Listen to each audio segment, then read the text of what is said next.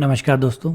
RPSC ने क्या पूछा है और आरपीएससी क्या पूछ सकता है, इसमें आज का जो हमारा टॉपिक है वो है परमुटेशन कॉम्बिनेशन, मतलब क्रमचय एवं संचय और प्रायिकता। ये दोनों टॉपिक हम साथ में कर रहे हैं क्योंकि देखिए परमुटेशन और कॉम्बिनेशन जब आप निकालते ही हैं तो उसके साथ आगे प्रायिकता में कुछ हिस्सा बचता ही है, इतना छोटा सा बचता है कि भैया आपकी जो अनुकूल घटनाएं हैं बटा कुल घटनाएं हैं उनको अनुपात में लिख दीजिए, प्रायिकता बन गई।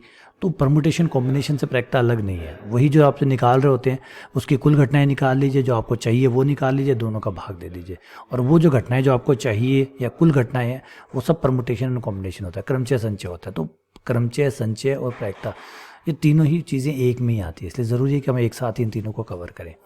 देखिए बहुत वैरायटी होती है परमुटेशन कॉम्बिनेशन के अंदर, प्रोबेबिलिटी के अंदर क्वेश्चनों की भरमार है और अच्छे अच्छे क्वेश्चन अवेलेबल है और हर क्वेश्चन जो है उसका दूसरे क्वेश्चन के साथ लिंक नहीं होता, स्वतंत्र क्वेश्चन होते हैं, है ना। अधिकतर आप बाकी समाकलन देखते हैं, अवकलन देखते हैं तो आप देखते हैं क्वेश्चन आपस में जुड़े हुए हैं, एक टाइप के क्वेश्चन है, एक जैसे क्वेश्चन है, लेकिन यहाँ पे आपको क्वेश्चन बिल्कुल स्वतंत्र मिलते हैं, ठीक है ना। तो इस टॉपिक से इसीलिए डर लगता है कि ज़्यादा स्वतंत्र है, इसका मतलब है कि हमने 10 क्वेश्चन निकाले या 20 निकाले या 50 निकाले कोई फ़र्क नहीं पड़ता, क्योंकि 51वां क्वेश्चन एकदम अलग होगा और हमने 100 भी निकाल लिए तो 101वां क्वेश्चन बस, हाँ ठीक है, वो जो हमने अनुभव लिया है वो अनुभव हमारे काम आ जाएगा, वो जो अनुभव हमने लिया है उन क्वेश्चन से वो थोड़ा काम आ सकता है, लेकिन रिपीट ना होने की वजह से, स्वतंत्र क्वेश्चन होने की वजह से वो ज़्यादा उपयोगी साबित नहीं होता।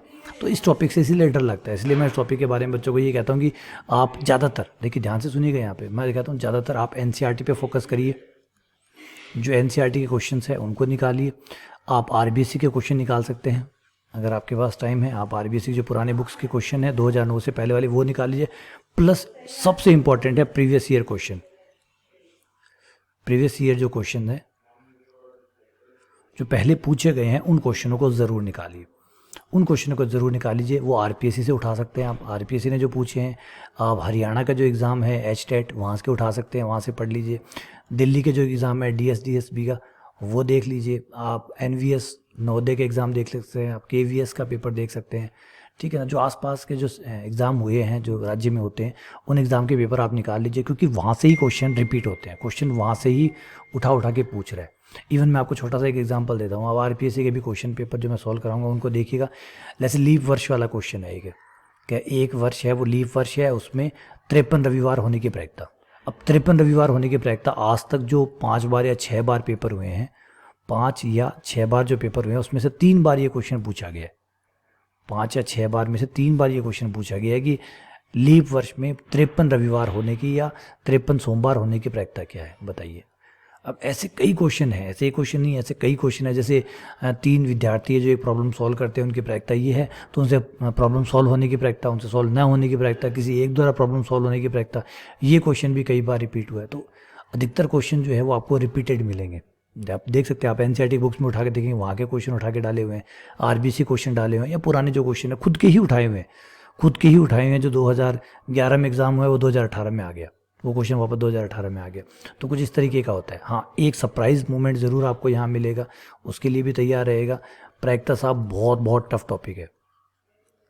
मैं बाकी अगर मुझसे कोई पूछे कि सबसे टफ टॉपिक कौन है तो मैं कहता हूँ प्रायिकता, ठीक है ना। बच्चे कहते हैं सर प्रायिकता टफ क्यों है? बेटा प्रायिकता इसलिए टफ है, इसका कोई फॉर्मूला ही नहीं है, इसका कोई फॉर्मूला नहीं होता। हाँ, आप कहेंगे सर वो है ना कुल अनुकूल घटनाएं बेटा कुल घटनाएं, तो वो फॉर्मूला कब काम आता है? जब आप सब कुछ कर चुके होते हैं, बस वो लास्ट में फीता काटने के लिए आता है। लास्ट में सब कुछ कर चुके होते हैं तो फीता काटने के लिए काम आता है, तो कोई काम ही नहीं आता, वो कोई फॉर्मूला ही नहीं है। कुल मिला के आपको पूरी तरीके से दिमाग का इस्तेमाल करना पड़ता है, मतलब लॉजिकल थिंकिंग जो है, जो रीजनिंग थिंकिंग है आपके दिमाग के अंदर, वो बहुत अच्छी होनी चाहिए, और वो अच्छी हो इसकी कोई गारंटी नहीं है। तो इसलिए ये जो है वो एक तरह से फॉर्मूला लेस मैथ्स है, इस वजह से ये प्रॉब्लम क्रिएट करती है और बड़े बड़े को पानी पिला देती है। इवन याद रखिएगा, आप जब भी आप तैयारी करते, जैसे मैंने कहा कि आपने 50 क्वेश्चन निकालिए तो भी इनफ नहीं है, काफ़ी नहीं है, क्योंकि 51वां क्वेश्चन जो होगा वो बिल्कुल अलग आएगा, 52वां क्वेश्चन बिल्कुल अलग आएगा। आप आईआईटी के क्वेश्चन देखिए, कंपटीशन में जो अच्छे खासे कंपटीशन उनके क्वेश्चन देखिए, प्रायिकता क्वेश्चन ऐसे घुमा घुमा के पूछता है कि आपको पता ही नहीं चलता कि क्या करना है, शुरुआत कहाँ से करनी है, ठीक है ना। आइडिया ही नहीं होता, क्योंकि ये कोई फार्मूला बेस्ड नहीं है कि आपने अवकलन कर दिया, समाकलन कर दिया, फार्मूला की एक लिस्ट है उसमें से एक फार्मूला चूज़ किया, उस पर चिपका दिया, ठीक है ना। फार्मूला चूज़ करने जैसा कुछ नहीं है, सोचिए क्या किया जा सकता है, ठीक है ना। बिल्कुल क्रिएटिव करने जैसा, एकदम क्रिएटिव आइडिया है। ऐसा नहीं है कि जो आपने पढ़ा हुआ है उसी में से कुछ ना कुछ निकल जाएगा। तो सरप्राइज मोमेंट के लिए भी तैयार रहिएगा, सरप्राइज़ देगा ये, क्योंकि ऐसे क्वेश्चन भी दे सकता है। तो अगर सरप्राइज़ दे रहा है आपको, ऐसे लग रहा है कि वो क्वेश्चन आपने कभी भी पहले कभी नहीं देखा है और रत्ती भर भी हिंट नहीं है आपके पास, तो उस क्वेश्चन को हाथ भी ना लगाइएगा, नहीं बैठेगा। प्रायिकता में नहीं बैठेगा। तो इसलिए बेहतर है अगर आपको पहले ही पढ़ते ही समझ में आ जाता है तो ठीक है, वरना पेन चला के कई देर ख़राब करने के बाद में आप उसको छोड़े, उससे बेहतर है पहले ही छोड़ दीजिएगा, सरप्राइज़ करेगा। क्वेश्चन सिर्फ वही अटेंड करिएगा जो आपने कभी ना कभी कहीं ना कहीं देखे हुए हों, पढ़े हुए हों, निकाले हुए हों, उन्हीं क्वेश्चन को अटैम्प्ट करिएगा, ठीक है। और वो क्वेश्चन कहाँ से मिलेंगे, जैसे मैं बता चुका, एनसीईआरटी से, आरबीएससी से, प्रीवियस ईयर क्वेश्चन से। अगर 5 या 6 क्वेश्चन ज़्यादा पूछता है इसमें, इन दोनों टॉपिक को मिला के आराम से अच्छे खासे क्वेश्चन पूछ लेते हैं। 6 क्वेश्चन अगर हम मिनिमम मान के चले कि 6 क्वेश्चन पूछ रहा है, कई बार पूछे हुए हैं, 6 भी पूछे हुए हैं, 8-8, 9-9 भी पूछे हुए हैं, तो 6 क्वेश्चन भी अगर पूछता है तो आराम से मुझे लगता है कि 4 क्वेश्चन जो है वो लगभग ठीक ठाक पूछता है, एकदम लेवल के क्वेश्चन पूछता है, ज़्यादा मुश्किल नहीं। बेसिक है तो 4 क्वेश्चन से चला जाए, इक्का दुक्का कोई टफ आ गया तो कोई बात नहीं, और कहीं से देखना है, और भी बहुत पूरी मैथ पड़ी है वहाँ से निकाल सकते हैं। तो हमें कौन सा 150 में से 150 करने, हमें भी तो 150 में से 100 या 110 बहुत है, 100 और 110 तो ऊपर का है, एकदम टॉपर में आएंगे आप। तो बेहतर है कि इस तरीके से थोड़ा सा स्मार्ट तरीके से आप समझे चीज़ों को, ठीक है ना। तो ये जो टॉपिक है इसको आप एनसीईआरटी से पढ़िए, आरबीएससी से पढ़िए, पुराने पेपर खूब निकालिए, पुराने पेपर इस टॉपिक से जुड़े हुए जितने भी क्वेश्चन पुराने आए हुए हैं उनको खूब निकालिए। आपको आराम से, मैं कह रहा हूँ 6 में से लगभग 6 के 6 ही तैयार हो जाएंगे, क्योंकि आरपीएससी ऐसे ही पूछ रहा है और ऐसे ही चल रहा है लगभग। और क्वेश्चन में अगर नंबर बदल दिए तो नंबर आपको भी नहीं पता चलेंगे कौन से नंबर बदलें, क्योंकि आप भी रट के नहीं जाते इतने नंबर, ठीक है ना। तो आराम से हो जाएगा। तो आप इन तीनों टॉपिक पे परमुटेशन कॉम्बिनेशन दोगे, नॉर्मली एक में आता है, प्रोबेबिलिटी वैसे 3 हो गए, लेकिन ये दोनों एक में आते हैं और ये एक हो गए, 2 हो गए। तो ये 2 टॉपिक आप एनसीईआरटी से पढ़िए, आप आरबीएससी से पढ़िए और आप प्रीवियस ईयर के क्वेश्चन निकालिए, बस आपका काम हो गया। फिर आप जो मैं बता रहा हूँ आप एक बार पेपरों से चेक भी कर सकते हैं कि ये चीज़ें उसमें है या नहीं है। तो बिल्कुल ऐसा ही हो जाएगा, आपका आराम से पेपर अटैम्प्ट हो जाएगा, ठीक है। चलिए मैं आपको क्वेश्चन दिखा देता हूँ ताकि आपको कन्फर्मेशन और मिल जाए, ठीक है। चलिए आते हैं दोस्तों, RPSC previous year asked question में आज का हमारा टॉपिक है permutation and combination plus probability. 2 topic हम एक साथ करने वाले हैं और ऑब्वियसली बात है आप समझ गए होंगे, क्योंकि परमुटेशन एंड कॉम्बिनेशन और प्रोबेबिलिटी कोई 2 है ही नहीं, एक्चुअली दोनों एक साथ ही होते हैं। परमुटेशन कॉम्बिनेशन में आप सारी संभावनाओं की बात करते हैं, फिर उन संभावनाओं को आप प्रायिकता में चेंज कर लेते हैं कि भैया फेवर में इतने हैं, कुल इतने हैं, तो प्रायिकता बन जाती है। तो परमुटेशन कॉम्बिनेशन को आप प्रोबेबिलिटी से अलग नहीं कर सकते। आप परमुटेशन जब आप प्रोबेबिलिटी निकालते हैं, प्रायिकता निकालते हैं, तो कहीं ना कहीं आप क्रमचय संचय ही कर रहे होते हैं, क्रम बना रहे होते हैं, है ना, चयन कर रहे होते हैं, फिर चयन करके उनको प्रोबेबिलिटी में डाल देते हैं, संभावनाओं का मापन में डाल देते हैं, संभावनाओं को मापना शुरू कर देते हैं, तो प्रोबेबिलिटी बन जाती है, ठीक है ना। तो इसलिए दोनों ही टॉपिक को मैं एक साथ कवर कर रहा हूँ ताकि अच्छे से आपको समझ में आए। और पेपर वाइज जो है क्वेश्चन मैंने बनाए हैं उसको उस हिसाब से ही डालूंगा ताकि आपको और अच्छे क्लियर समझ में आए कि 2011 में क्या लेवल था, 2013 में क्या लेवल था, 15 में क्या था, 18 में क्या था, एग्जैक्टली आप समझ सकें। चलिए स्टार्ट करते हैं। सबसे पहले क्वेश्चन पे आते हैं, क्वेश्चन नंबर 1 जो कि 2011 का पेपर है। देख लीजिए पहले 2011 का पेपर है। 2011 के पेपर में कि 2 घटनाएं हैं ए तथा बी जो परस्पर अपवर्जी नहीं है, इसका मतलब ए इंटरसेक्शन बी 0 नहीं है। अपवर्जी घटनाएं वो होती है जिनका इंटरसेक्शन 0 होता है, तो इनका इंटरसेक्शन 0 नहीं आएगा, ठीक है। इंटरसेक्शन की भी कोई ना कोई प्रोबेबिलिटी होगी। तो पी ए प्लस बी किसके बराबर है, तो भैया पी ए प्लस बी जो है, याद रखिए इंटरसेक्शन को ए गुणा बी भी कहते हैं, प्रायिकता लिखने का तरीका है। तब इंटरसेक्शन को जो है वो ए गुणा बी भी कहते हैं, गुणन भी कहते हैं, इंटरसेक्शन को गुणन भी कहते हैं और यूनियन को योग भी कहते हैं। तो ए प्लस बी का मतलब है ए यूनियन बी, और ए यूनियन बी की प्रायिकता होती है ए की प्रायिकता प्लस बी की प्रायिकता माइनस ए इंटरसेक्शन बी, और ए इंटरसेक्शन बी को कहते हैं ए बी, ए गुणा बी। तो ये हो गया हमारा answer P A P B minus P A B. तो इस क्वेश्चन को बनाने का मकसद ये था कि आप लोगों को ये पता है या नहीं है कि यूनियन जो है उसे योग कहा जाता है और इंटरसेक्शन को गुणन कहा जाता है। आपने बुक पढ़ा होगा तो बुक में देखा होगा कि जो योग है वो यूनियन और योग एक ही बात है, और कहा जाता है, अगर आप पढ़ेंगे तो कभी आप ये नहीं पढ़ेंगे कि प्रायिकता का सम्मिलन नियम, आप पढ़ेंगे प्रायिकताओं का योग नियम और प्रायिकता का गुणन नियम, प्रायिकताओं का योग एवं गुणन का नियम। तो गुणन और योग, तो गुणन का मतलब है इंटरसेक्शन, योग का मतलब है यूनियन। तो याद रखिएगा ये, बस इसी बात को कि बच्चा जानता है या नहीं जानता उस पर क्वेश्चन को बना दिया। आइए आगे बढ़ते हैं, क्वेश्चन नंबर 2 पे आते हैं। किन्हीं 2 घटनाएं ए तथा बी की घटित होने की प्रायिकता को व्यक्त करता है। ए तथा बी को एक साथ घटित होने का मतलब दोनों को एक साथ होना, एक साथ होना इंटरसेक्शन कहलाता है। एक साथ होना इंटरसेक्शन कहलाता है। तो अच्छा ये कौन है, ये भी थोड़ा सा बता दीजिए साथ साथ ही। ये भी बता देता हूँ, ए यूनियन बी का मतलब है ए या बी में से कोई भी कम से कम ए घटना घटित हो। ए घटित हो ठीक है, बी घटित हो ठीक है, ए और बी दोनों घटित हो ठीक है। ठीक है, हमने मान लीजिए हमारे दो दोस्त हैं, उनसे कोई सामान मंगाया, अगर ए ले आता है अच्छी बात है, बी ले आता है अच्छी बात है, दोनों ले आते हैं अच्छी बात है, हमें कोई दिक्कत नहीं, बस हमें सामान चाहिए, सामान पहुंचना चाहिए। दोनों भी लेके आते हैं तो भी अच्छी बात है, नहीं लेके आते ये नहीं होना चाहिए। तो कोई भी लेके आए, इसे कहते हैं यूनियन।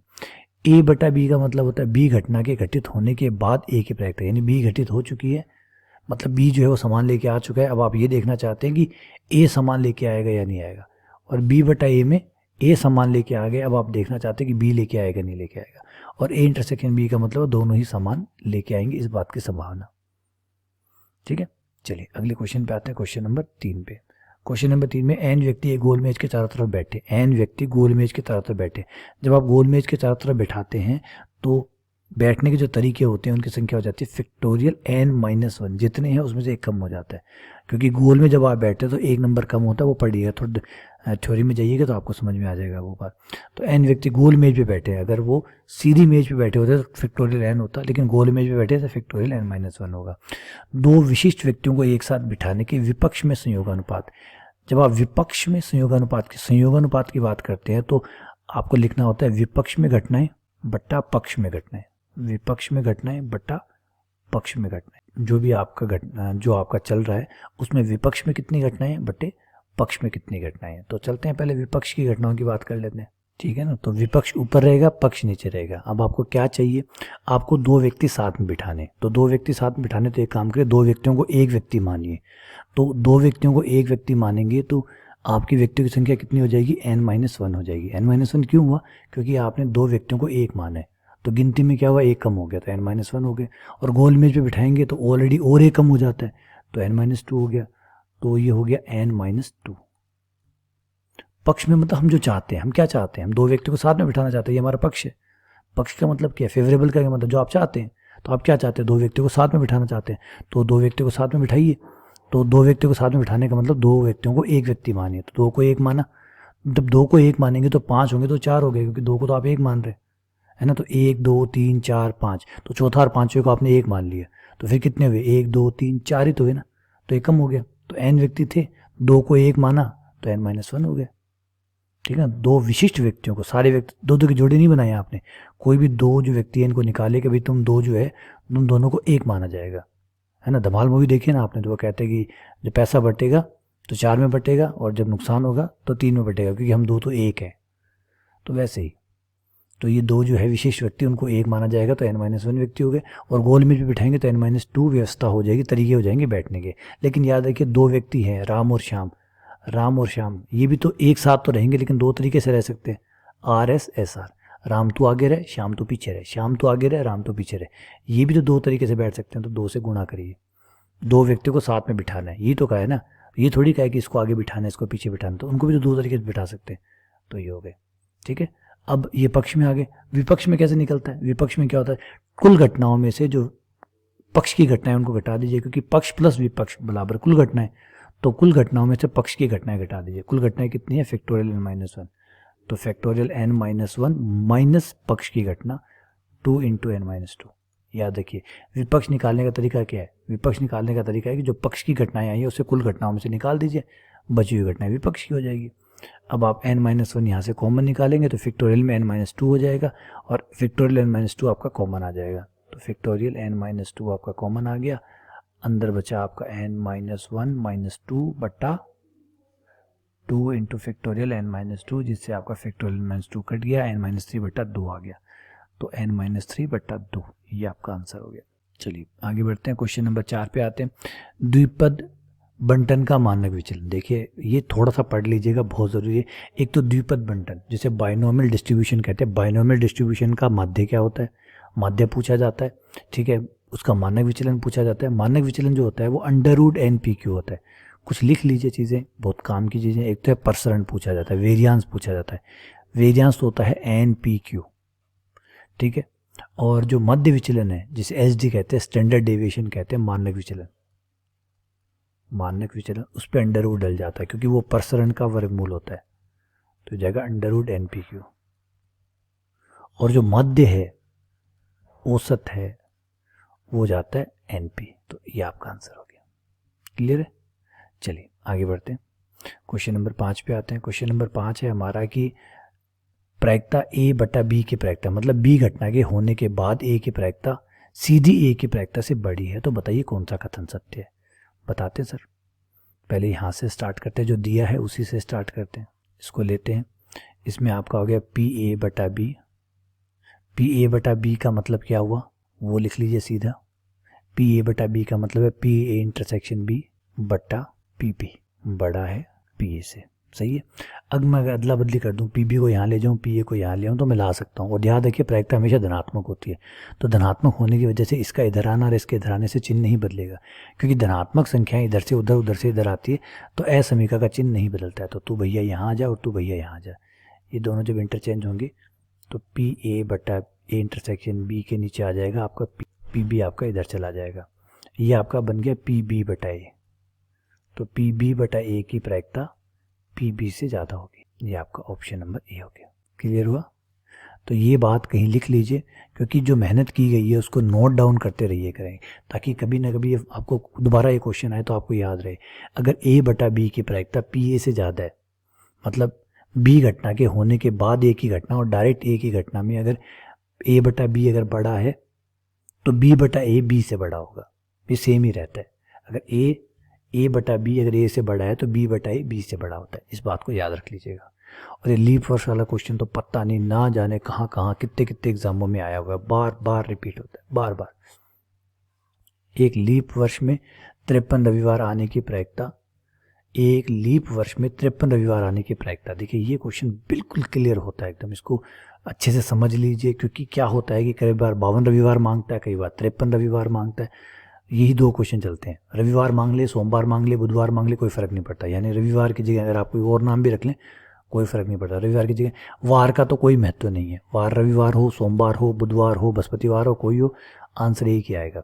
53 में क्या होता है कि 52 तो सब होते हैं, 52 वीक्स तो आते ही आते हैं, 52 वीक्स को तो कोई तोड़ ही नहीं सकता, यानी हर चीज़ 52 बार तो आती ही आती है। अब 52 में कितने दिन निकल गए, 364 दिन तो आपके निकल गए। अब यहाँ पे क्वेश्चन लीप और एलीप दो बार क्वेश्चन बना सकता है कि लीप वर्ष या तो 365 दिन होंगे, एलीप वर्ष या तो 365 होंगे, लीप वर्ष या तो 366 दिन होंगे। तो यहाँ पे 2 दिन और बच गए। अब ये जो 2 दिन है इनमें कुछ भी हो सकता है। इन 2 दिन में ये हो सकता है कि ये मंडे ट्यूसडे हो, मंडे एंड ट्यूसडे हो सकता है ये ट्यूसडे एंड वेडनेसडे हो। 2 दिन होंगे तो लगातार, ऐसे तो हो नहीं सकता कि मंडे और फ्राइडे हो, 2 दिन लगातार ही होंगे। ये 2 दिन मंडे ट्यूसडे हो सकते हैं, ट्यूसडे वेडनेसडे हो सकते हैं, वेडनेसडे और थर्सडे हो सकते हैं, थर्सडे और फ्राइडे हो सकते हैं, फ्राइडे और सैटरडे हो सकते हैं, सैटरडे और संडे हो सकते हैं, संडे और मंडे हो सकते हैं। ये लीजिए चक्कर पूरा हो गया, वापस आ गया। तो 1 2 3 4 5 6 7, ये 7 संभावनाएं होगी, ये हमेशा 7 ही होती है। इसमें जो लीप वाले में होता है उसमें 7 होती है, अलीप वाले में भी 7 होगी। क्यों? क्योंकि जो एक दिन होगा वो एक दिन क्या क्या हो सकता है, Monday Tuesday Wednesday Thursday Friday Saturday Sunday, वो भी 7 हो सकता है। तो ये 7 ही बनते हैं, ये 7 ही बनते हैं। हाँ, अब बात है कि क्या चाहिए आपको, रविवार चाहिए। तो रविवार किस किस में है, रविवार एक यहाँ है, रविवार एक यहाँ है, तो इन 2 जोड़ों में रविवार आएगा, तो 2/7। ठीक है। अब यहाँ पे एक चीज़ की, अलीप वर्ष होता तो 365 दिन वाला होता तो एक दिन एक्स्ट्रा होता। अब बचा हुआ एक दिन जो है, जो एक्स्ट्रा दिन है, वो मंडे हो सकता है, वो ट्यूसडे हो सकता है, वो वेडनेसडे हो सकता है, वो थर्सडे हो सकता है, वो फ्राइडे हो सकता है, वो सैटरडे हो सकता है, वो संडे हो सकता है। और हमें क्या चाहिए, संडे चाहिए हमें, तो इसकी प्रायिकता होगी 1/7। तो यहाँ पे लीप की जगह अगर लीप हो जाए तो 1/7, लीप हो जाए तो 2/7। ठीक है, चलें आगे, आ जाइए आगे बढ़ते हैं। क्वेश्चन नंबर 7, ए तथा बी की 2 घटनाएं, ए की प्रायिकता इतनी है, बी की प्रायिकता इतनी है, ए यूनियन बी की प्रायिकता इतनी है, तो A/B बताइए। सबसे पहले भाई ए इंटरसेक्शन बी की प्रायिकता निकालनी पड़ेगी। ए इंटरसेक्शन बी की प्रायिकता हो जाएगी PA यूनियन बी में से माइनस PA और PP, PA और PP को घटा दीजिए। ए यूनियन बी कितना है, 0.8, PA कितना है 0.5, PB कितना है सॉरी फार्मूला उल्टा लिख दिया मैंने, फार्मूला उल्टा लिख दिया।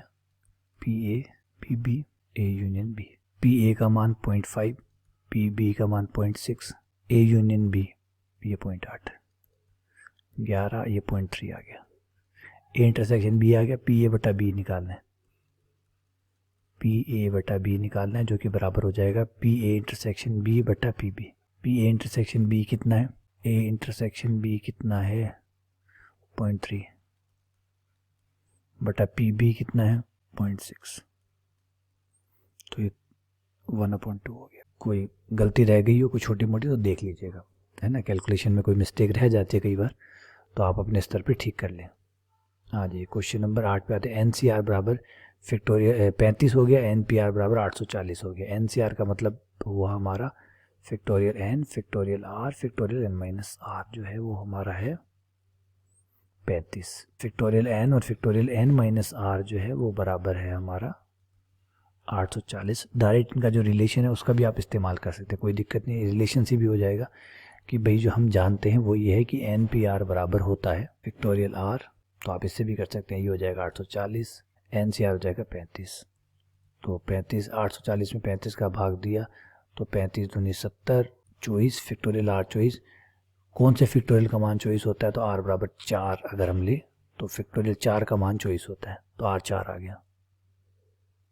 लेकिन यहाँ तो r पूछे ही नहीं है, यहाँ तो हमें n पूछे है। तो अब बताइए NCR में 35 लाना है तो n कितना होना चाहिए, तो 7 लेके देख लेते हैं, 7 लेके देख लेते हैं।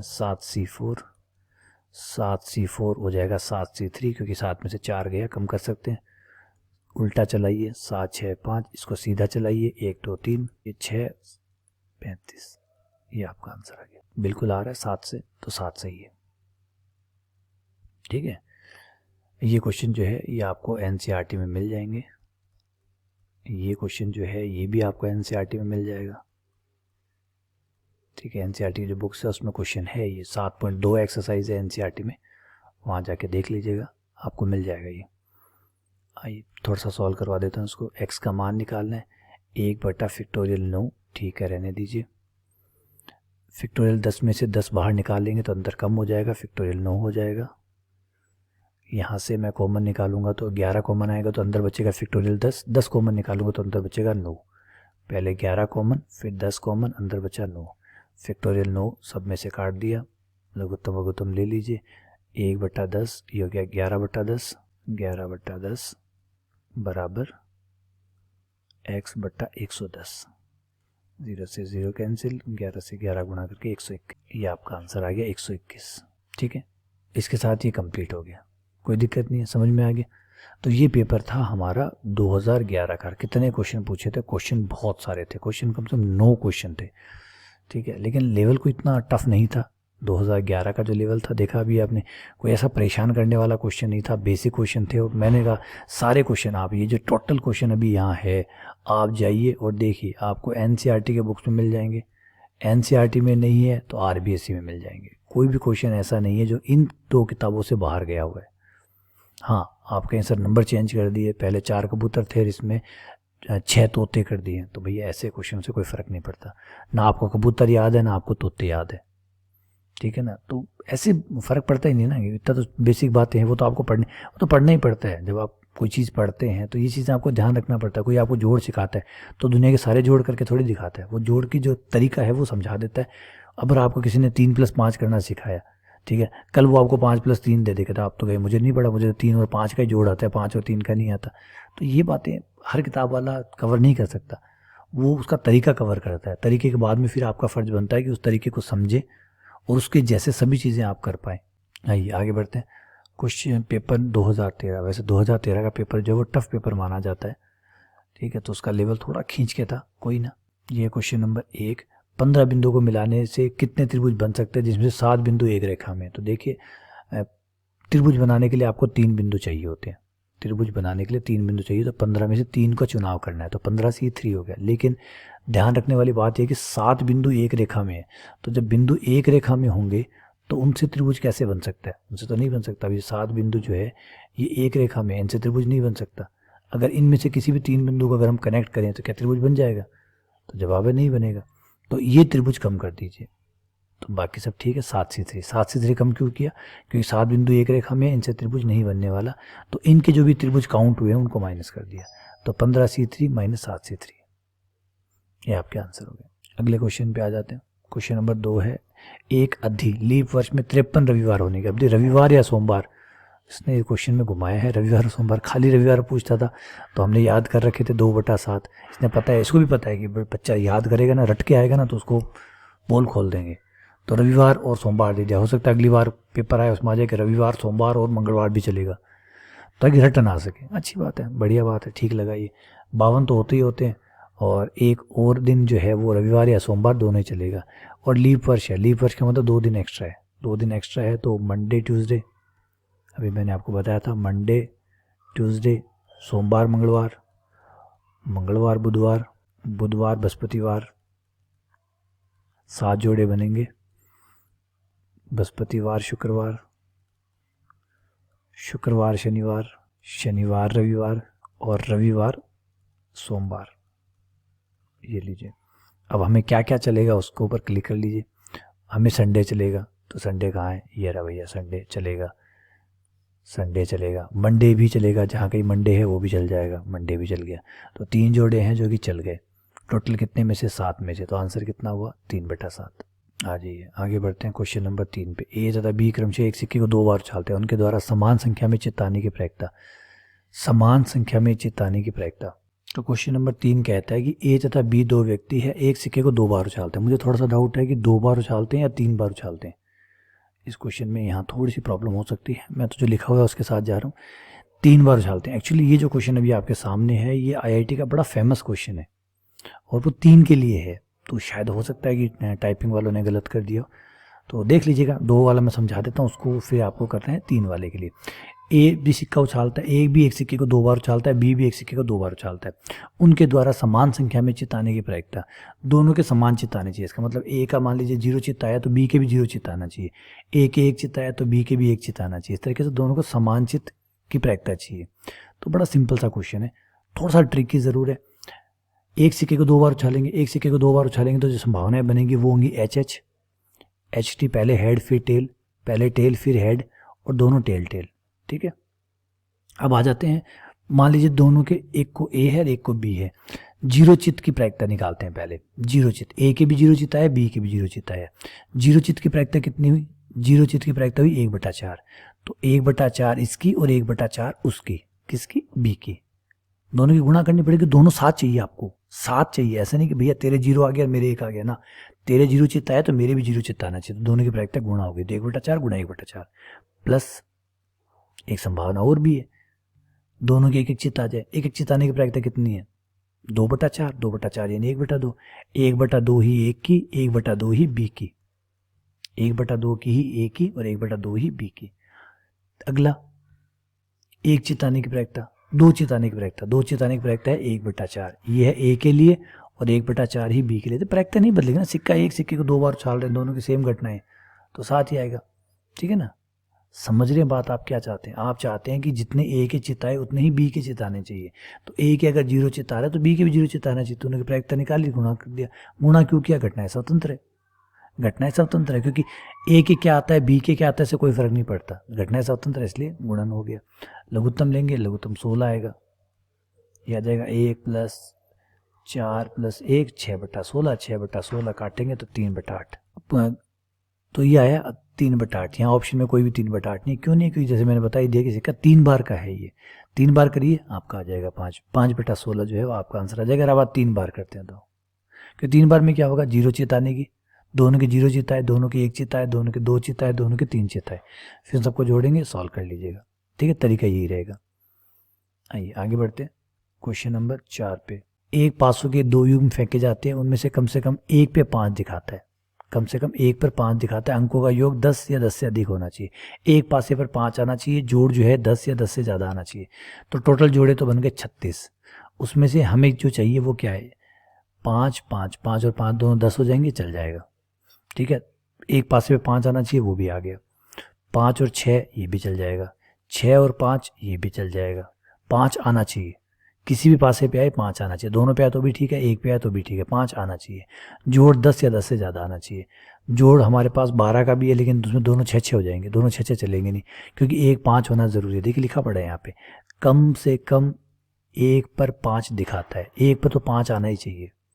तो घटनाएं कितनी हुई 3, टोटल कितनी है 36, तो प्रायिकता कितनी होगी 3/36। इस घटना की प्रोबेबिलिटी होगी 3/36, जिसे कट करने पर 1/12। ये आपका आंसर आ गया। क्वेश्चन नंबर 5, द्विपद बंटन है, माध्य 4 है, माध्य यानी एनपी, एनपी 4 है। देखिए मैंने आपको पहले भी फॉर्मूला बताए थे, ये द्विपद बंटन है, द्विपद बंटन का जो माध्य होता है वो होता है एनपी, प्रसरण होता है एनपी क्यू, माध्य होता है एनपी, प्रसरण होता है एनपी क्यू। तो एनपी बराबर 4, एनपी क्यू बराबर 2। यहाँ से एनपी का मान रख दीजिए, 4Q बराबर 2, Q बराबर 1/2। अगर Q 1/2 है तो P बराबर होगा 1 - Q, जिसे P निकल जाएगा, P बराबर हो जाएगा वो भी 1/2। ठीक है, अब आप निकाल लीजिए n, n का मान, P का मान रखिए 1/2, तो n का मान आ जाएगा 8 हो गया। अब आपके पास n भी है, आपके पास Q भी है, P भी है, हमें Px1 निकालना है, Px1 निकालना है। तो क्या हो जाएगा NCR, R यानी 1, P की पावर 1, Q की पावर n-1, n हमारा 8 है, 8 रख दीजिए, 8C1, P की पावर 1 और Q की पावर 7, 8C1 यानी 8, 1/2, 1/2 की पावर 7, क्योंकि 8/2 की पावर 8, 2 की पावर 3 कट जाएगा, 1/2 की पावर 5 बढ़ जाएगा, जो कि 1/32 हो जाएगा। ये आपका आंसर है। ये क्वेश्चन पूरी तरीके से फॉर्मूला का खेल था। अगर आपको फॉर्मूले याद थे तो ये हो जाता, नहीं फॉर्मूले याद है तो नहीं होगा। तो इसमें क्या था, इसमें ये फॉर्मूला था, द्विपद बंटन का आर की प्रायिकता बराबर होती है NCR, P की पावर R और Q की पावर n-R। ठीक है, R सफलताओं की प्रायिकता। ये हमारा था 2013 का पेपर, 5 क्वेश्चन आए थे। यहाँ पे भी मुझे कुछ ऐसा बहुत जटिल जैसा नहीं दिखा। ठीक है, ठीक थे क्वेश्चन, हाँ थोड़े अलग थे, जैसे एक IIT का क्वेश्चन था, बाकी क्वेश्चन नॉर्मल थे। आगे बढ़ते हैं 2015 का। 2015 का जो है क्वेश्चन नंबर 1, थोड़ा सा लेवल यहाँ पे बढ़ा हुआ मिलेगा आपको। एक व्यक्ति 60% मामलों में सच बोलता है, एक अन्य व्यक्ति 30% मामलों में सच बोलता है, यानी ए कब सच बोल रहा है, ए के सच बोलने की प्रायिकता है 0.6। ठीक है, इसका मतलब ए के झूठ बोलने की, ए नहीं मतलब ए के झूठ बोलने की प्रायिकता 0.4 है। बी की प्रायिकता 30% है सच बोलने की, और ना बोलने की, सच ना बोलने की मतलब झूठ बोलने की प्रायिकता 0.7 है। कितने प्रतिशत है कि दोनों परस्पर विरोधाभासी, विरोधाभासी उसका मतलब एक सच बोले एक झूठ बोले, फिर वो सच बोल रहा हो तो वो झूठ बोल रहा हो, यानी जिस समय भैया ए सच बोल रहा हो उस समय बी झूठ बोल रहा हो, तो अपने आप ही विरोधाभासी हो जाएंगे। या ए झूठ बोल रहा हो उस समय बी सच बोल दे तो भी विरोधाभासी हो जाएंगे। ठीक है, तो पी ए को पी बी नहीं से गुणा कर दीजिए 0.42, प्लस ए नहीं को पी बी से गुणा कर दीजिए 0.12, दोनों मिला के 0.54। ये आपका आंसर आ गया 54%। यहाँ तो कोई ऑप्शन नहीं है, गुणा फिर से ठीक कर लेते हैं। 0.7 को 0.6 को 0.7 से गुणा किया, 7 छंग 42.42 आ गया। फिर ये पी बी 0.3 था, ये 12 आ गया, ये 54 आ गया। 54 यहाँ कहीं ऑप्शन में नहीं है। आंसर दिया है 46%। ठीक है, 46% तो है जब वो पक्ष में है, दोनों सेम बयान दे, दोनों सही बोले, यानी दोनों सही बोले या दोनों गलत बोले, जब विरोधाभासी ना हो के दोनों समान दे, मतलब दोनों एक दूसरे के पक्ष में हो, मतलब दोनों का बयान सेम हो, दोनों का बयान सेम हो तो यानी दोनों या तो सच बोलेंगे तो दोनों एक ही बोलेंगे, झूठ बोलेंगे तो भी दोनों एक बोलेंगे। तो उस समय क्या हो जाएगा 0.8 गुणा 0.3 जो गया 0.18, और ये हो जाएगा 0.4 गुणा 0.428, ये 28 हो जाएगा, 0.46 मतलब 46%। तो क्वेश्चन में शायद यहाँ पे भी कुछ प्रॉब्लम है, विरोधाभासी होता तो 0.54 होता और पक्ष में होता तो 0.46 होता, मतलब 46% होता। 0.54 का मतलब 54%। ठीक है, तो इसमें कुछ गड़बड़ है, क्वेश्चन को देख लीजिएगा, क्रॉस चेक कर लीजिएगा। 2015 का क्वेश्चन है। क्वेश्चन नंबर 2 कहता है कि एक फैक्ट्री में निर्मित किसी बल्ब का प्रयोग में लाने के लिए 300 दिनों में फ्यूज़ होने की प्रायिकता इतनी है। फ्यूज़ होने की प्रायिकता P हो गया हमारा 0.05, तो फ्यूज़ ना होने की प्रायिकता होगी 0.95। 5 बल्ब लिए गए हैं तो n का मान है 5। एक से अधिक बल्ब के फ्यूज़ होने की प्रायिकता, 5 बल्बों में से अधिक एक बल्ब, ज़्यादा से ज़्यादा एक ही बल्ब फ्यूज़ होना चाहिए। मतलब या तो कोई बल्ब फ्यूज़ नहीं होना चाहिए, मतलब जीरो सफलता, या फिर एक सफलता, एक से ज़्यादा नहीं चाहिए। तो 0 और 1 इसकी प्रायिकता निकाल लेते हैं। 0 की प्रायिकता हो जाती है NC0 P की पावर 0 और Q की power n plus NC1 P पे 1 पावर और Q पे n-1 पावर। n कितना है 5, NC0 का मान 1, तो यहाँ आ जाएगा Q की पावर 5 प्लस NC1, ये हो गया 5C1 जो कि 5 हो गया, P और Q की पावर 4 हो गया। Q की पावर 4 कॉमन निकाल लीजिए, Q प्लस 5P मान रख दीजिए। अब यहाँ पे आप अपना जो मान है वो रख दीजिए। एक चीज़ का ध्यान रखिएगा, देखिए 0.05 है तो ये 5/100 हो जाएगा। 5/100 यानी 1/20। तो P को अगर हम बट्टे में लिखें तो ये 1/20 है। P जो है वो आपका 1/20, तो इसका मतलब ऑटोमेटिकली Q जो है वो 19/20 हो गया। ठीक है ना, तो ये मान आप यहाँ रख देंगे और आपका आंसर आपको मिल जाएगा। तो यहाँ मैं दिखा भी देता हूँ, ये आ जाएगा Q कितना हो जाएगा 19/20 है, ये हो गया आपका 5/20, 19 और 5 24/20, 24/20 यानी 6/5। तो ये आपका 6/5 वाला जो आंसर है ये आपको मिल जाएगा। 6/5 और 19/20 की पावर 4। ये 19/20 की पावर 4 क्यों है, क्योंकि बाहर Q की पावर 4 है। ठीक है, आगे बढ़ते हैं, अगले क्वेश्चन पे आते हैं। क्वेश्चन नंबर 3, एक 6 फलक वाले पासों के जोड़ों को 6 बार उछाला जाता है। वो हद है, 6 बार जब कुल योग 7 आने पर वह सफलता है। योग 7 आ गया तो सफलता है, तो कम से कम 5 सफलताएं होने की प्रायिकता। बहुत जबरदस्त मान है। कुल योग 7 आना है। 7 कब आता है, देखिए 3 4 4 3 है ना, दो उल्टा सीधा दोनों 2 बार काउंट होंगे। 2 5 5 2, ठीक है, 6 1 1 6, तो ये टोटल 6 घटनाएं होगी। तो प्रायिकता होगी हमारी 6/36, क्योंकि कुल घटनाएं 36 है, क्योंकि 2 जोड़ा फेंका गया। 2 जोड़ा फेंकने की वजह से 36 घटनाएं होगी, तो 1/6 होगी। P 1/6 होगी तो Q 5/6 होगी। ठीक है, अब हमें 5 सफलताएं, कम से कम 5 सफलताएं, यानी देखिए कम से कम वर्ड को पकड़िए, कम से कम 5 सफलताएं, यानी 5 तो होनी चाहिए। 6 बार उछाला गया, तो 6 बार उछाला गया, इसका मतलब 6 मैच खेले जा रहे हैं, कम से कम 5 जीतने ही है। इसका मतलब 5 जीत जाए या 6 जीत जाए, तो इसको 5 और 6 2 जीतने। तो बनाइए इसको 5 या 6 दोनों जीतने। 5 जीत जाए तब भी ठीक है, 6 के 6 जीत जाए तब भी ठीक है। पहले 5 का बनाते हैं, 6C5 P की पावर 5 और Q की पावर 1 प्लस 6C6 P की पावर 6। 6C5 यानी 6C1 का 6, P की पावर 5 कॉमन निकाल लीजिए, P की पावर 5 बाहर, अंदर बच गया 6Q प्लस P मान रख दीजिए। और ये कितना है, Q का मान कितना है 5/6, तो ये हो जाएगा 5 36 36/6, और ये हो जाएगा 1/6, तो 37/6। पहले थोड़ा सा मान रख लेता हूँ। P का मान कितना है, P पे आ जाओ भाई, P कहाँ हो 1/6, तो ये हो गया 1/6 की पावर 5 जो कि बाहर, अंदर हो गया Q का मान। Q कितना है, कहाँ है Q है 5/6, तो 5 होंगे 30/6 प्लस P का मान 1/6, तो ये हो गया 31/6। और 31 को अलग लिख लेते हैं और 1/6 को इसी में शामिल कर लेते हैं, 1/6 की पावर 6, तो ये आंसर हो गया 31/6 की पावर 6।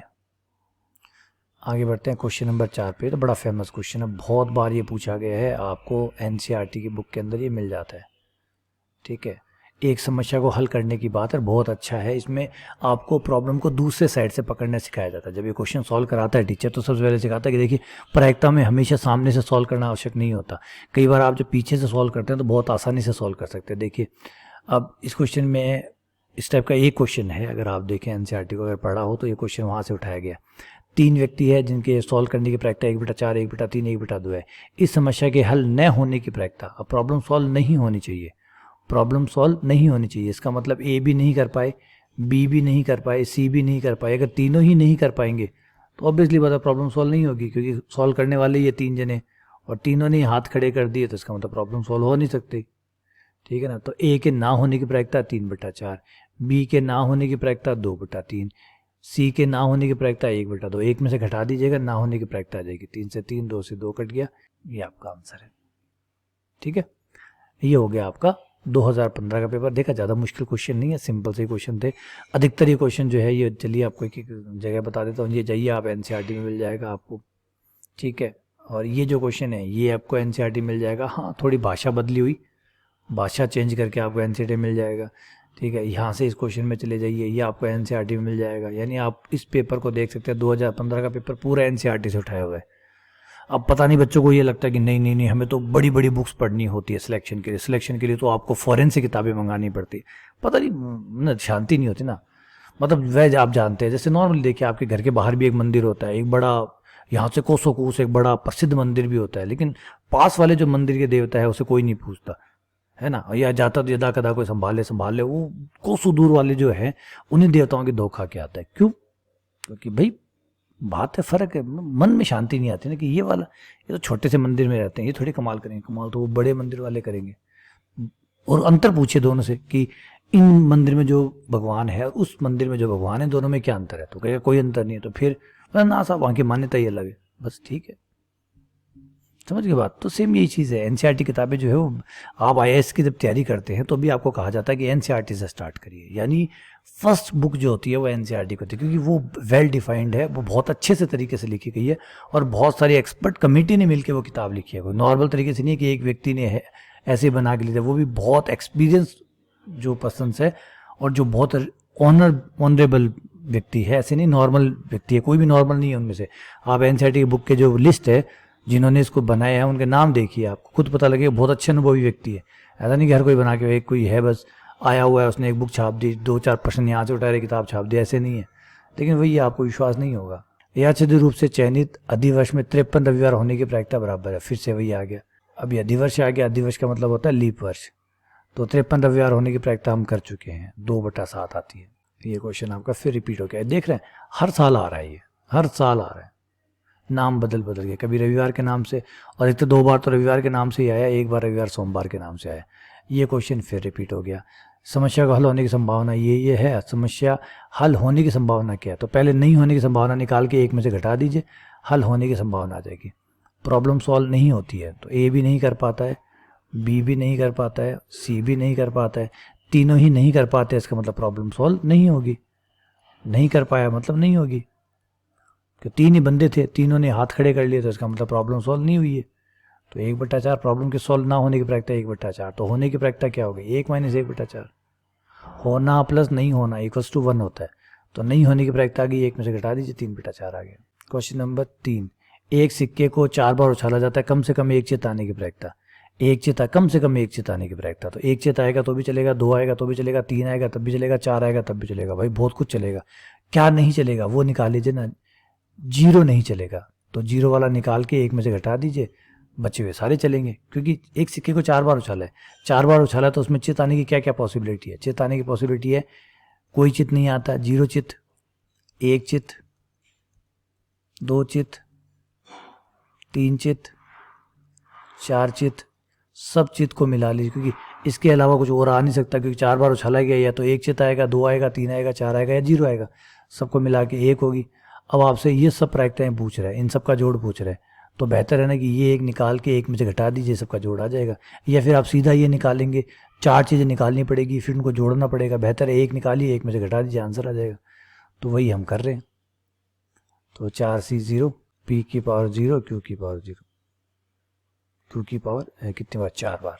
तो Q कितना है, चित आने की प्रायिकता 1/2, चित के नहीं आने की प्रायिकता 1/2, क्योंकि सिक्के में तो दोनों आधी आधी होती है, तो 1/2 की पावर 4, ये 16 हो गया, ये 15/16। क्वेश्चन नंबर 4, ये पहले भी आ चुका है। द्विपद बंटन का मानक विचलन NPQ, प्रसरण NPQ और माध्य NP, ये माध्य है, लिख लीजिए पहले भी बता चुका हूँ, सीधा पूछ रहा है, फ़ायदा उठाइए। माध्य, ये प्रसरण और ये भाई है मानक विचलन, तो वो अच्छी बात है, डायरेक्ट पूछिए, उससे बढ़िया कुछ नहीं है।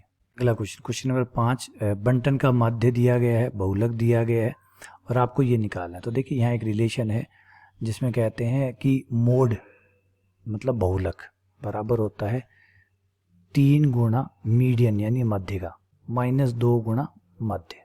मोड बराबर 3 गुणा मीडियन माइनस 2 गुणा मीन। तो मोड यानी बहुलक, बहुलक दिया गया आपको, वो कितना है 11.3, तो ये 11.3 लिख दीजिए। मीडियन नहीं दिया गया, x मान लीजिए। मीन दिया गया है, ठीक है, 12.2 दिया हुआ है, 2 से गुणा कर लीजिए। 3 है, इसको 2 से गुणा कर लीजिए, 2 से गुणा करते ही हो जाएगा 24 पॉइंट। अब आप इसको यहाँ ले आइए, 11.3 प्लस 24.4 बराबर 3x, ये हो गया आपका 3, 5, 7 बराबर 3x, x का भाग देने पर 1, 11.9, ये आपका आंसर आ गया। तो ये रिलेशन ध्यान रखिएगा, mode equals to 3 into median minus 2 into mean, जिसका उपयोग यहाँ किया गया। वैसे ये क्वेश्चन सांख्यिकी में भी काउंट हो सकता है और आप चाहें तो इसको बंटन का नाम लिखा हुआ है तो उस हिसाब से आप चाहें तो प्रायिकता बंटन के आधार पर इसको प्रायिकता में भी काउंट कर सकते हैं, कोई दिक्कत नहीं है। वैसे मुझे लगता है सांख्यिकी ज़्यादा सूट करेगा इसके लिए, सांख्यिकी का क्वेश्चन ये ज़्यादा, स्टेट्स का जो क्वेश्चन है ज़्यादा माना जाएगा। क्वेश्चन नंबर 6, एक द्विपद बंटन का माध्य 3 है, प्रसरण 3/2 है, अभिप्रयोगों की संख्या, ये पहले भी हम कर चुके हैं। माध्य होता है एनपी, एनपी जो है वो 3 के बराबर है, प्रसरण वो एनपीक्यू है, एनपीक्यू जो है वो 3/2 के बराबर है, ठीक है। एनपी का मान यहाँ 3 रख दीजिए तो क्यू का मान आ जाएगा 1/2, क्यू का मान 1/2 आते ही पी का मान भी 1/2, पी का मान 1/2 रखते ही एन का मान 6 आ गया। अभिप्रयोग का मतलब कितनी बार प्रयोग को दोहराया गया, एन का मान पूछे, एन का मान है 6। ये क्वेश्चन जो है ये गलत से आ गया, ये उसका क्वेश्चन नहीं है एक्चुअली, ये जो है ये नॉर्मल 10th लेवल का क्वेश्चन है, 10th लेवल के जो क्वेश्चन आते हैं उनका क्वेश्चन है, ये गलत आ गया यहाँ पे। इसमें इकाई का अंक क्या होगा, देखिए ये देखने में तो काफ़ी टफ लगता है लेकिन ज़्यादा टफ है नहीं, क्योंकि एक्चुअली क्या होता है, फैक्टोरियल का मतलब होता है वो जो पुराने वाले नंबर है उसको लेके फिर अगले नंबर से गुणा करता है ये। जैसे फैक्टोरियल 1 का मतलब 1 हो गया, फैक्टोरियल 2 का मतलब 2 हो गया, फैक्टोरियल 3 का मतलब 6 हो गया, फैक्टोरियल 4 का मतलब 24 हो गया, फैक्टोरियल 5 का मतलब 120 हो गया, फैक्टोरियल 6 का मतलब 720 हो गया। अब आप गौर करेंगे इसके बाद में जो भी नंबर आएंगे उनमें सब में इकाई का अंक 0 है, सब में इकाई का अंक 0 है, 0 0, क्योंकि अब आना ही है। 720 के बाद वाला जो नंबर आएगा 5040 उसमें इकाई का अंक तो 0 होगा, सब में इकाई का अंक 0 होना है, खाली यही नंबर है जिनमें इकाई का अंक 0 नहीं है। इनका जोड़ कर लीजिए तो 6 और 4 10, 10 2 12 और 1 13, 13 का 3, तो इकाई का अंक होगा 3, ये आपका आंसर हो गया, ठीक है ना। चलिए आगे बढ़ते हैं। इस क्वेश्चन के लिए आपको जो ट्रिक है वो पूरी समझनी पड़ेगी, ये क्वेश्चन ट्रिक पे है, ट्रिक की क्वेश्चन है और ये अधिकतर आईआईटी जो एग्ज़ाम है उसका फेवरेट क्वेश्चन है, ये आईआईटी को बहुत पसंद है ये क्वेश्चन। आप AIEEE के पेपर उठाएंगे तो उसमें आपको ये क्वेश्चन मिल जाएगा, ठीक है। और इस क्वेश्चन को आप डायरेक्ट नहीं समझ सकते, इस क्वेश्चन के लिए पूरी आपको थ्योरी समझनी पड़ेगी, बिना थ्योरी, क्योंकि अगर मैं इसको यहाँ सॉल्व करता हूँ तो आपको वो नए के बराबर समझ में आएगा। क्वेश्चन देखिए ये नॉर्मल क्वेश्चन है, आप इसका हिंट भी, अगर आपने पहले कभी इस क्वेश्चन को सॉल्व नहीं किया हुआ है तो इसका हिंट भी नहीं पकड़ सकते आप। ये कह रहा है डेंजर शब्द है, इस डेंजर शब्द को आपको चेंज करना है। जैसे आप इसको चेंज करेंगे तो 1 2 3 4 5 6 है तो फैक्टोरियल 6 वर्ड्स बनेंगे, फैक्टोरियल 6 का मतलब 720 संख्याएं बनेगी। अब ये कह रहा है 720 संख्याओं को आप अल्फ़ाबेटिकली, जैसे वोकेबलरी में होती है ना, ठीक है ना, जैसे डिक्शनरी के अंदर आपने देखा होगा कि ABCD के हिसाब से होता है, तो उस तरीके से आपको शब्दकोश में इनको जचाना है। फिर आपको ये बताना है कि जो गेंडर शब्द है वो उसमें कहाँ आएगा, तो ये समझाना, ये कि कहाँ आएगा, ये समझने के लिए आपको पूरी इसकी ट्रिक जो है वो समझनी पड़ेगी। ट्रिक की सहायता से समझेगा तो मैं इसका एक सेपरेट वीडियो जो है वो आपको दूंगा, इसका एक सेपरेट वीडियो दूंगा जिसके अंदर ये जो ट्रिक है ये मुझे समझानी पड़ेगी, क्योंकि यहाँ समझाने से कोई मतलब नहीं है। यहाँ मैं आपको सॉल्व कर दूंगा, ये ऐसे सॉल्व करने का मतलब यहाँ ऐसे बता रहा हूँ कि आपको सीधा आंसर दे दूंगा, सीधा आंसर देने से नहीं होगा। इस क्वेश्चन को पहले इसके समझाना पड़ेगा कि कैसे, क्योंकि आज ये है, ये तो आप मान लो हो गया, अगली बार नया क्वेश्चन आएगा वो बदल के आएगा, उससे अगला क्वेश्चन आएगा वो और बदल के आएगा, तो थोड़ा बहुत जब बदल देगा तो आप उसे कैसे पकड़ेंगे, ठीक है। साफ करो, सपोज करो कि एक गेंडर आ गया, गेंडर के साथ एक शब्द और आ गया, मान लीजिए गनेडर आ गया। अब पूछा कि गनेडर और गेंडर जहाँ भी होंगे उन दोनों के बीच जो नंबर होंगे उन दोनों नंबरों के अंतर कितना होगा, दोनों के बीच में कितने वर्ड्स और होंगे, तो ऐसे क्वेश्चन भी पूछ लेता है। तो वो अच्छे से थ्योरी को आपको समझना होगा, तो इसको बुक रख लीजिए मेरे लिए, मैं आपको ये क्वेश्चन करवाऊँगा, ठीक है ना। बहुत अच्छा क्वेश्चन है ये। चलिए आगे बढ़ते हैं। 2018 पे चलते हैं, 2018 इवनिंग का पेपर। चलिए पहला क्वेश्चन पे आते हैं। क्वेश्चन नंबर 1, एक बैग है जिसमें 3 तो काली गेंदें हैं, 4 सफ़ेद है, 2 लाल गेंद है, अधिकतम 6 गेंदें ही निकालनी है, सभी रंगों की गेंद होना ज़रूरी है। मतलब एक एक गेंद तो सबकी होनी चाहिए, फिर चाहे उसके बाद में जो बची हुई गेंद है वो चाहे किसी भी कलर की हो, कोई बाध्यता नहीं है। तो एक एक गेंद तो आपको सबकी निकालनी पड़ेगी। मतलब एक काली गेंद भी निकालनी पड़ेगी, तो 3 काली गेंद है उसमें से एक काली गेंद लेनी पड़ेगी। 4 सफ़ेद गेंद है उसमें से एक सफ़ेद गेंद लेनी पड़ेगी। 2 लाल गेंद है उसमें से एक लाल गेंद लेनी पड़ेगी। हो गया काम खत्म। तो अनिवार्यता खत्म, अनिवार्यता खत्म कि भैया सारी गेंदें एक एक कलर की होनी चाहिए, तो एक एक गेंद सब में से ले ली। अब एक एक गेंद निकालने की वजह से गेंदें बची कितनी, 2 तो बची लाल, 2 बची काली और 3 बची सफ़ेद और 1 बची हमारे पास लाल। तो ये कितनी बची, 6 गेंदें हमारे पास और बच गई। अब हमें अधिकतम 6 गेंदें निकाली, 3 गेंदें, कितनी गेंदें निकाल चुके हैं, 3 निकाल चुके हैं, अधिकतम 6 निकाली है। तो इसका मतलब है अभी हम 3 गेंदें, अधिकतम 3 गेंदें निकाल सकते हैं। मान लीजिए शुरुआत की हमने कि अब जो 6 गेंदें बची है उसमें से कोई गेंद और नहीं निकाल रहे, बस 3 ही गेंदें निकाल रहे हैं, तो निकाल सकते हैं क्योंकि अधिकतम 6 निकाल हैं। अधिकतम 6 का मतलब है नीचे आप जा सकते हैं, ऊपर नहीं जा सकते। अधिकतम का मतलब होता है ऊपर नहीं जा सकते। जैसे मैं कहूँ कि मुझे अधिकतम मेरे पास इतने पैसे हैं, इसका मतलब उससे कम खर्च किए जा सकते हैं, उसके बराबर खर्च किए जा सकते हैं, उससे ज़्यादा खर्च नहीं किए जा सकते। तो मान लीजिए मैंने कहा कि बस 3 ही गेंद, एक ही गेंद निकालूंगा, बस और नहीं निकालना चाहता, तो 6C0, कोई गेंद और नहीं निकाल रहा। 6C1 मतलब एक गेंद और निकाल रहा हूँ। 6C2 मतलब 2 गेंदे और निकाल रहा हूँ। 6C3 3 गेंदे और निकाल रहा हूँ। बस 3 से और ज़्यादा नहीं निकाल सकता क्योंकि 3 ये और 3 ये 6 हो जाएंगी और 6 से ज़्यादा नहीं निकाल सकता क्योंकि अधिकतम 6 गेंदे ही निकाल सकता हूँ। क्वेश्चन ट्रिकी है, थोड़ा ध्यान से समझिए। सबसे पहले तो मैंने जो आवश्यक शर्त है वो पूरी करनी ज़रूरी है। एक एक गेंद सबकी निकाल ली, एक काली, एक सफ़ेद और एक लाल, सब एक एक निकाल ली। एक एक गेंद सब बाहर आ गई, यानी मैं 3 गेंदें निकाल चुका हूँ। टोटल कितनी थी, 9 गेंदें थी। 9 गेंदों में से 3 गेंदें निकाल चुका हूँ, तो गेंदें बची है 6।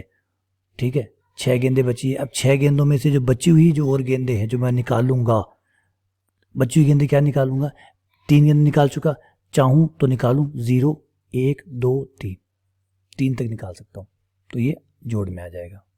समझ गए? तो ये हो जाएगा 3 4 2, चॉइस हो जाएगा। चॉइस को फैक्टोरियल 4 लिख लेते हैं।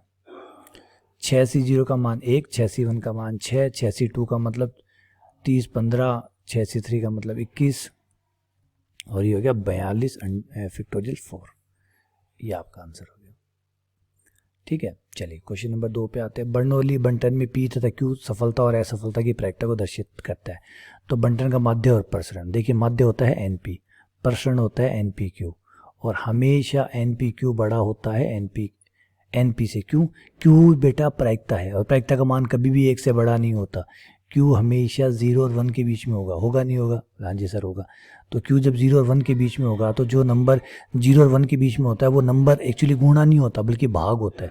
तो ये तो इस नंबर को छोटा ही करेगा, ये इस नंबर को छोटा ही करेगा। ध्यान दीजिए, NP इंटू क्यू है, NP इंटू क्यू है। Q जो है वो 1 से छोटा नंबर है। 1 से छोटा नंबर कैसा होता है? 1/2, 1/3। अब अगर किसी संख्या को अगर आप 1/2 से या 1/3 से गुणा कर रहे हो तो गुणा थोड़ी कर रहे हो, एक्चुअली भाग दे रहे हो। भाग देने से नंबर छोटा हो जाएगा, तो ये नंबर छोटा होगा और ये बड़ा होगा। ठीक है, सही है। अगर आपको कन्फ्यूज़न है किसी प्रकार की तो एक काम करिए, n का मान रख लीजिए। सपोज़ कीजिए n 6 है और p जो है वो 3/4 है। ठीक है, या हाँ 2/3 ले लीजिए ताकि काटने में आसानी हो। ये ले लेता हूँ 2/3 है। ठीक है, एक NP निकाल लीजिएगा, NPQ निकाल लीजिए। Q हो जाएगा आपका 1/3। सॉल्व करिए दोनों साइड से, देखिए कौन बड़ा आता है। तो इस साइड से सॉल्व करेंगे तो इस साइड आएगा 4, इस साइड सॉल्व करूँगा तो ये हो जाएगा 6 कट गया 4, 4/3। तो इस साइड में बड़ा आ रहा है, इस साइड में छोटा आ रहा है। तो माध्य हमेशा बड़ा होता है प्रसरण से। अगले क्वेश्चन पे आते हैं, ये वापस से फिर रिपीट हो गया। पकड़ लीजिए, ये क्वेश्चन तो भरा पड़ा है, पता नहीं कितनी बार आएगा।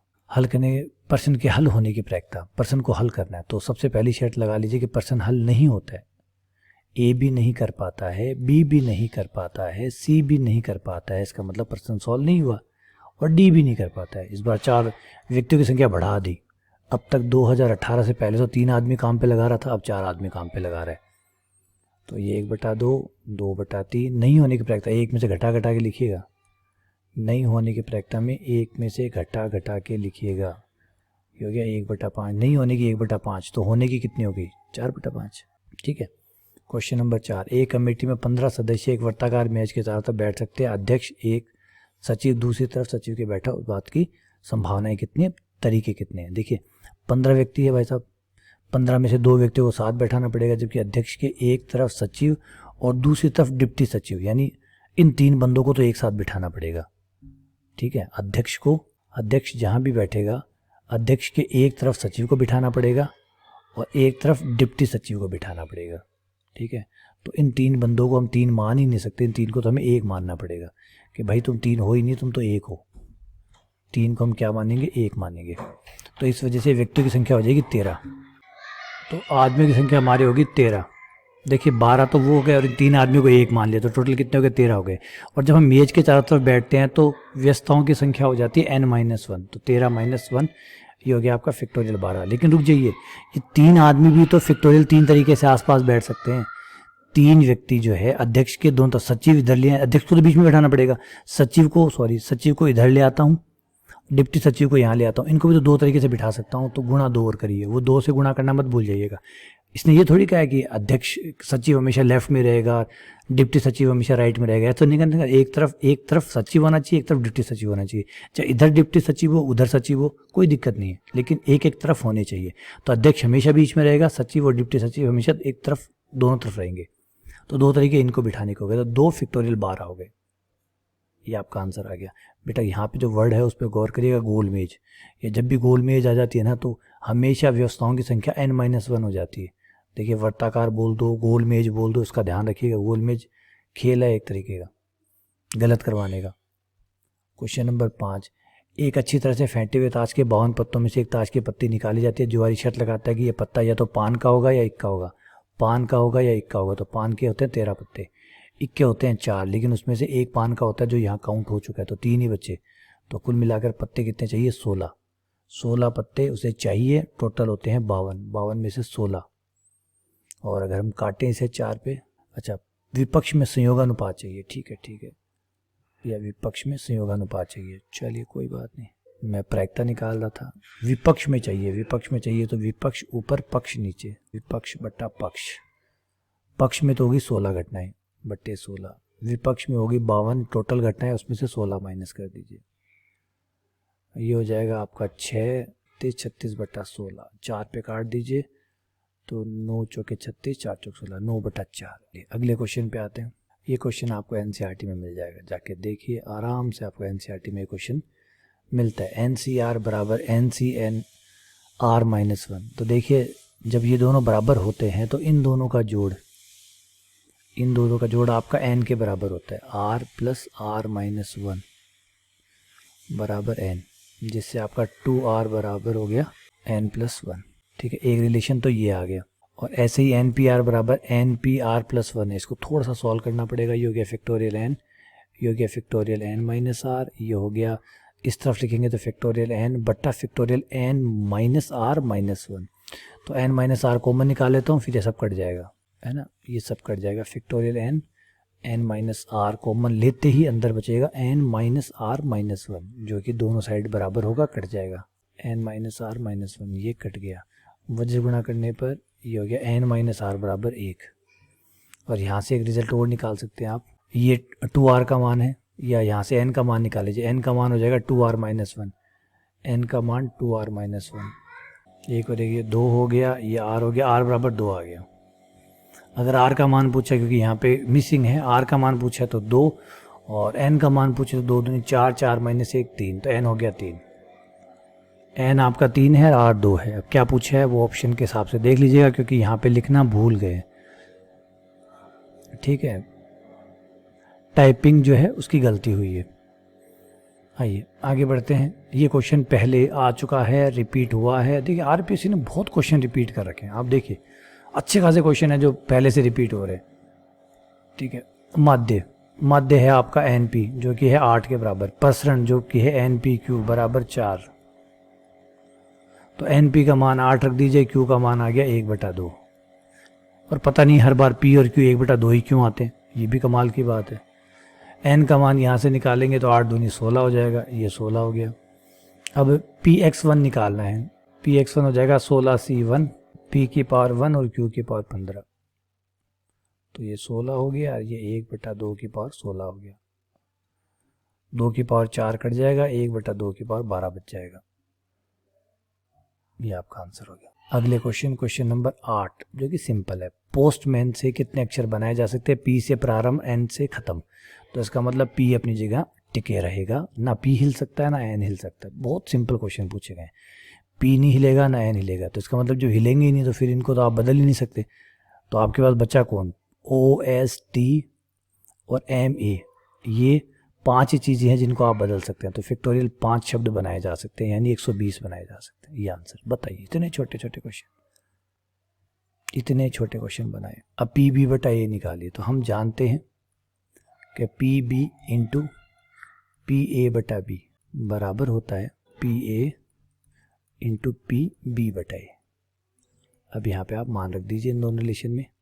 पी बी कितना है? 1/4। पी ए बटा बी कितना है? 1/6। पी ए कितना है? 1/3। पी बी बटा ए निकालना है। 1/6 से 1/2 ये कट जाएगा, 1/8 आ गया। ये आपका आंसर आ गया। खत्म। ये आपकी 2018 का कंप्लीट। चलिए लास्ट पे आते हैं 2018 का स्पेशल एजुकेशन का पेपर। इसको और देख लीजिए।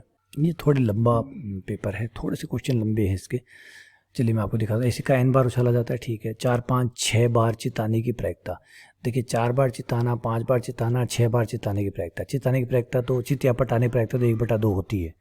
चिताए चाहे पटाए वो तो 1/2 होती है। तो 4 बार चिताने की प्रायिकता हुई। देखिए यहाँ ध्यान से दीजिए, आने की प्रायिकताओं का व्युत्क्रम। तो 4 बार चिताने की प्रायिकता px4, 4 बार चितलाना है। तो ये हो गया आपका nc4। nc4 p की पावर 4 और q की पावर n-4। वो तो p और q 1/2 है, इसलिए 4 से 4 कट जाएगा, 1/2 की पावर n आएगा। वो तो सब में ही सेम आना है। nc4 अगर p और q में अंतर होता है तो बात अलग है। p और q में जब कोई अंतर नहीं होता, दोनों सेम होते हैं, तो हमेशा n पावर ही चलती है। क्योंकि p पे जितनी पावर कम होती है q पे, p पे जितनी पावर बढ़ती है q पे उतनी पावर कम हो जाती है। टोटल मिला के जोड़ हमेशा n पावर ही रहता है। और p और q बराबर हो गए तो फिर 4 से 4 कटेगा। अगली बार 3 3 होगा तो 3 3 कट जाएगा, कुल मिला के बचेगा n पावर ही। तो ये 4 की प्रायिकता होगी, ठीक है। ऐसे ही आपके 5 की प्रायिकता, वो हो जाएगा आपका nc5 1/2 की पावर n, और फिर हो जाएगा 6 का nc6 1/2 की पावर n। अब ये कह रहा है कि इन प्रायिकताओं का व्युत्क्रम जो है वो समांतर श्रेणी में, इनको उल्टा कर दीजिए और फिर देखिए समांतर श्रेणी बनेगी। ठीक है भाई, समांतर श्रेणी बनेगी तो ये रहा इसका उल्टा, इनका उल्टा हो जाएगा 1/1/1/। तो बीच वाले पद का दुगना, तो 1 गुणा 1 nc5 और 1/2 की पावर n बराबर 1 nc4 1/2 की पावर n प्लस 1 nc6 1/2 की पावर n। तो 1/2 की पावर n तो सब में से कट कर दीजिए, ठीक है। अब इनको सॉल्व करिए। सॉल्व करना लंबा पड़ेगा। ऐसे क्वेश्चन एग्जाम में कतई भी ना करें, बिल्कुल भी ना करें। ये क्वेश्चन सिर्फ आपको डिरेल करने के लिए आते हैं, आपको कंपटीशन से बाहर करने के लिए आते हैं। इन क्वेश्चन का होना या ना होना दोनों ही नुकसानदायक है। अगर ये क्वेश्चन आपसे नहीं हुआ तो वैसे भी टाइम खा के ही नहीं होगा, और अगर हो गया तो भी टाइम खा के होगा। तो कुल मिला के टाइम खाने, टाइम कंज्यूमिंग क्वेश्चन है। तो टाइम वाली जो ट्रैप है इसमें मत फंसिएगा, इनसे बाहर रहिएगा। इनका सही गलत कोई मतलब नहीं रखता, ये एक्चुअली गलत ही होते हैं। चाहे आप कितना भी इनको सही कर लें तब भी ये गलत है, क्योंकि ये आपका टाइम खा चुके होंगे। इनका उद्देश्य है टाइम खाना। जैसे ब्रेकर होता है, ब्रेकर का काम होता है स्पीड कम करना, ठीक है। अब अगर आपने अपने मैं तो स्पीड कम करूंगा नहीं, मैं तो ब्रेकर के ऊपर से निकाल दूंगा, तेजी से निकाल दूंगा, तो आपकी गाड़ी का नुकसान होगा। गाड़ी को धीमी कर लेंगे तो स्पीड का नुकसान होगा। तो ब्रेकर तो आपको नुकसान करेगा, चाहे वो स्पीड का नुकसान करे चाहे आपकी गाड़ी का नुकसान करे। क्या करवाना है वो आपकी मर्जी है। तो बेहतर है आप धीरे से निकल जाएं वहाँ से, वो ज़्यादा बेटर है बजाय गाड़ी तोड़वाने के जो कॉस्टली पड़ेगा। तो अब इसको आप सॉल्व करिए, है ना। सॉल्व आराम से हो जाएगा, ज़्यादा दिक्कत नहीं देगा। तो देख लीजिएगा, सॉल्व कर लीजिएगा। आइए आगे बढ़ते हैं। क्वेश्चन नंबर, बहुत लंबे क्वेश्चन यहाँ पे आपको देखने को मिलेंगे। 5 विकल्प वाले 10 क्वेश्चन है। 1000 विद्यार्थी एग्जाम दे रहे हैं, उसमें से 40% अंकों के साथ उत्तीर्ण होना है। तो हमें 40% अंक लाने हैं। तो 10 में से 40% लाने का मतलब है 4 क्वेश्चन सही करने हैं। 4 क्वेश्चन सही करने हैं और 6 गलत करने हैं, ठीक है। 10 क्वेश्चन है, 5 विकल्प है। तो सही होने की प्रायिकता क्या हुई? 1/5। गलत होने की प्रायिकता क्या हुई? 4/5। 1/5 4/5। 40% लाने हैं, इसका मतलब है कितने क्वेश्चन सही करने हैं, 10 में से 4। तो 10 में से 4 क्वेश्चन सही करने की प्रायिकता Px4 बराबर 10 क्वेश्चन टोटल है, 4 सही करने हैं, तो P की पावर 4 Q की पावर 6। 4 सही करने हैं, 6 गलत करने हैं, नेगेटिव मार्किंग कुछ कही नहीं गई और वैसे होती भी नहीं नॉर्मली। 10C4 और यहाँ पे हो गया आपका 10C4, P का मान 1/5 की पावर 4 और 4/5 की पावर 6। ठीक है, ये प्रायिकता आ गई। इतने लोगों के 40% आने की प्रायिकता ये होगी। अब 1000 लोगों ने एग्ज़ाम दिए, इस प्रायिकता को 1000 से गुणा कर लीजिएगा, पता चल जाएगा कि कितने लोगों के 40% आए। ये जो प्रायिकता आए, इस प्रायिकता को 1000 से गुणा कर लीजिए, पता चल जाएगा कितने लोगों को 40% आए। ये भी लंबा क्वेश्चन है। आइए अगले क्वेश्चन पे आते हैं। भाई ये पेपर तो बहुत दमदार पेपर बनाया था, जिसने भी बनाया था खतरनाक पेपर बनाया था। ये तो मतलब एक क्वेश्चन भी आपके हिस्से का नहीं है। अब ये क्वेश्चन तो पॉसिबल ही नहीं है कि नॉर्मली आप इसके बारे में सोच भी पाएँ। अब ये क्वेश्चन जो है अगर आपने किया है तो देख लीजिएगा। मुझे लगता नहीं है कि नॉर्मली अगर आईआईटी की तैयारी करके आए हुए हो, भैया आप 2 साल आईआईटी में कोटा को खर्च करके आए हो, 2-3 साल लगा के आए हो, तो ये क्वेश्चन आपका है। अगर आप सीधे बीएससी में आए हुए स्टूडेंट हो और बीएड किए हुए स्टूडेंट हो तो ये क्वेश्चन आपके हिस्से में नहीं है। इवन यहाँ पे भी जब मैं समझाऊंगा तो शायद वीडियो को कई बार चलाना पड़ेगा या बीच में ही छोड़ना पड़ेगा। छोड़ भाई, ये अपना क्वेश्चन हमारे काम का नहीं है। तो सबसे पहले क्या है कि n पूर्ण संख्याओं का संख्याएं ली गई है, n संख्याएं ली गई है इस तरीके से 1 2 3 4 5 6 1 2 3 4 5 6 7 8 डैश डैश डैश डैश। इस तरीके से अगर इनकी काउंटिंग करें तो ये n संख्याएं हैं, ये n संख्याएं ली गई है। ठीक है, फिर इनकी गुणा की गई है। गुणा करने के बाद अंतिम अंक जो है, जो भी संख्या बनेगी इनसे जो बन के आएगी, उसका अंतिम अंक हमें 2 4 6 और 8 चाहिए। तो इस बात की क्या प्रायिकता है? तो पहले देखिए टोटल संख्याएं कितनी बनेगी। तो जो भी संख्या बनेगी, ध्यान सुनिए बात यहाँ पे अच्छे से देखिए। अब हम अंतिम अंक की बात करें, अंतिम अंक जो भी होगा संख्याओं का, इस संख्या का जो भी अंतिम अंक होगा वो क्या क्या हो सकता है। ये जो भी नंबर है इसका अंतिम अंक क्या हो सकता है? 0 हो सकता है, 1 हो सकता है, 2 हो सकता है, 3 हो सकता है, 4 हो सकता है, 5 6 7 8 9, यानी 10 ऑप्शन है। इसका जो अंतिम अंक है वो 10 तरीके से हो सकता है। इसका अंतिम अंक भी 10 तरीके से, इसका अंतिम अंक भी 10 तरीके से, 10 तरीके से, 10 तरीके से, 10 तरीके से, 10 तरीके से, 10 तरीके से, टोटल n है। तो टोटल संख्याएं कितनी बन सकती है अंतिम अंक के आधार पे? 10 की पावर n। अंतिम अंक के आधार पर मैं ये पूरी संख्याएं नहीं बना रहा हूँ, मैं सिर्फ अंतिम अंक के आधार पर संख्याएं बना रहा हूँ। तो अंतिम अंक के आधार पर n संख्याएं 10 की पावर n तरीके से बन सकती है। ये 10 की पावर n टोटल संख्याएं होगी। अब मुझे क्या चाहिए? मुझे चाहिए कि भैया अंतिम अंक जो है वो 2 यहाँ या तो 2 आए या 4 आए या 6 आए या 8 आए। तो 2 4 6 8 मैं सीधा नहीं निकाल सकता, क्योंकि 6 जो है वो जरूरी नहीं कि सम संख्या से बने। 6 2 गुना 3 से भी बन सकता है, बेईमान है। 6 जो है वो जो विषम संख्या है उससे भी बन सकता है। तो मैं इसको तो सॉल्व नहीं कर सकता। मैं एक काम करता हूँ, मैं सम संख्याएं जो है वो विषम संख्याएं बनाने की कोशिश करता हूँ, क्योंकि विषम संख्याओं की एक खासियत है, वो कभी भी सम संख्याओं से नहीं बनती। विषम संख्याएं कभी भी सम संख्याओं से नहीं बनती। तो मैं यहाँ पे बनाने की कोशिश करूँगा 1 3 5 7 और 9, ये बनाने की कोशिश करूँगा। और 1 3 5 7 9 जो है वो किस किस से बनेंगे? ये तभी बनेंगे जब या तो 1 हो या 3 हो या 5 हो और या फिर 7 हो। तो आप कहेंगे सर 9 की जरूरत ही नहीं पड़ेगी, 9 को 3 बना सकते हैं, 3 × 3 9 बन जाता है। तो इनका जो अंक है वो ये जो अंतिम अंक है, अगर ये 1 3 5 7 है तो इनसे बनने वाली जो संख्या होगी उसका इकाई अंक 1 3 5 7 9 के अलावा कुछ नहीं हो सकता। तो जवाब है हाँ जी सही। और ये बन सकते हैं 4 की पावर n तरीके से। ये खाना 4 तरीके से, ये खाना 4 तरीके से, ये खाना 4 तरीके से, और n संख्याएं हैं तो हर किसी का खाना 4 तरीके से भरा जाएगा, तो 4 की पावर n होगी। तो 1 3 5 7 9 आने की प्रायिकता, अंतिम अंक 1 3 5 7 और 9 आने की प्रायिकता है 4 की पावर n बटा 10 की पावर n। लेकिन हमसे ये तो पूछा ही नहीं गया, हमसे तो पूछा गया 2 4 6 8 कैसे आएगा। चलिए अब निकाल लेते हैं कुल संख्याएं। कुल संख्याओं में से इसको घटा देते अपने आप ही, हमारा बच जाएगा 2 4 6 8। तो कुल संख्या 1 लाने की, 2 लाने की, 3 लाने की, 4 लाने की, 6 लाने की, 7 लाने की, 8 लाने की और 9 लाने के तरीके। अब आप कहेंगे सर 0 क्यों नहीं लाए? अगर बेटा मैं इकाई का अंक 0 ले आता हूँ तो यहाँ पे भी 0 आएगा, और 0 मुझे नहीं लाना, मुझे तो 2 4 6 8 लाना है। 2 4 6 8 लाना है। अगर एक भी इकाई जीरो हुआ तो यहाँ जीरो आ जाएगा, इसलिए मैंने जीरो शामिल नहीं किया।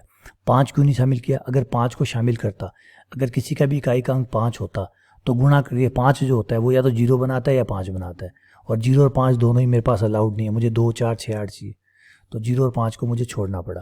तो कुल संख्याएं कितनी होगी? 1 2 3 4 5 6 7 8, 8 की पावर n बट्टा 10 की पावर n। अब इसे घटा दीजिए, इन दोनों को घटाने पर आपका आंसर आ जाएगा 8 की पावर n बट्टा 10 की पावर n माइनस 4 की पावर n बट्टा 10 की पावर n। घटाने पर ये आपका आंसर हो गया 8 की पावर n 4 की पावर n बट्टा 10 की पावर n। ये वो संख्या होगी जिनका अंतिम अंक 2 4 6 8 होगा। क्या ये समझ में आया? तो शायद अगर आपका जवाब ना है तो घबराने की जरूरत नहीं है, ये बहुत टाइम लेगा। और तसल्ली से अगर हम बात करें कि मैं तसल्ली से बैठूं इस सिंगल क्वेश्चन को समझाने के लिए, मैं 1 घंटा आपको दूं, तब जाके ये समझ में आएगा। ऑब्वियसली बात है, नहीं समझ में आने का, मैंने 5 मिनट समझाया तो नहीं समझ में आने वाला। बहुत सारे सवाल आपके चल रहे होंगे कि यही क्यों सर, वो क्यों नहीं, वो क्यों नहीं। और ऐसा भी होगा कि मैं क्वेश्चन समझा के एक बार छोड़ूंगा कि भैया एक काम करो, मैंने छोड़ दिया, 5 मिनट एक बार सोचो आप इस क्वेश्चन के बारे में। जैसे आप इस क्वेश्चन के बारे में सोचने लगोगे आपको डाउट आएंगे, ये क्यों किया, ये क्यों नहीं किया, वो क्यों नहीं किया, फिर मैं उसको सॉल्यूशन करूंगा, तब जाके आपको ये क्वेश्चन समझ में आएगा। तो सोचिए, ये सीधा एग्जाम में आने का मतलब क्या है? क्या कर पाएगा? नहीं। इसका मतलब 2018 का पेपर बहुत बुरा था इस दृष्टि से। आइए आगे बढ़ते हैं। क्वेश्चन नंबर 2018 का जो आरपीएससी फर्स्ट ग्रेड का पेपर है, ये जो कोई काम का नहीं है, ठीक है, हमारा हो गया, ठीक है, ये 2018 तक के पेपर हो गए, फर्स्ट ग्रेड का, तो उसको मैं कट कर रहा हूँ। चलिए, उम्मीद करता हूँ कि प्रोबेबिलिटी, प्रायिकता, क्रमचय संचय, इससे जुड़े हुए जितने भी आरपीएससी क्वेश्चन है मैंने आपको करवा दिए, अच्छे से क्लियर हो गए हो। कोई डाउट हो, कोई गलती हो गई तो माफ़ कीजिएगा, बताइएगा, मैं उसको दुरुस्त कर दूंगा। दुरुस्त क्या, आप अपने स्तर पे उसको ठीक कर सकते हैं, नॉर्मल सी बात है, ठीक है। और बाकी जो टॉपिक है वो धीरे धीरे मैं लगातार ऐड करता जाऊंगा, और जो चीज़ें बची है वो भी शामिल होती जाएगी। और अगर आपको इससे जुड़े हुए कोई भी क्वेश्चन में डाउट हो, कुछ ना समझ में आए, तो मुझे कमेंट कर दीजिएगा, मेंशन कर दीजिएगा, ताकि मैं उस क्वेश्चन को दोबारा एक क्लास में ही शामिल करके आपको दोबारा से समझा दूं कि भी कहाँ क्या प्रॉब्लम हुई है, ठीक है। चलिए, बहुत बहुत धन्यवाद, शुक्रिया।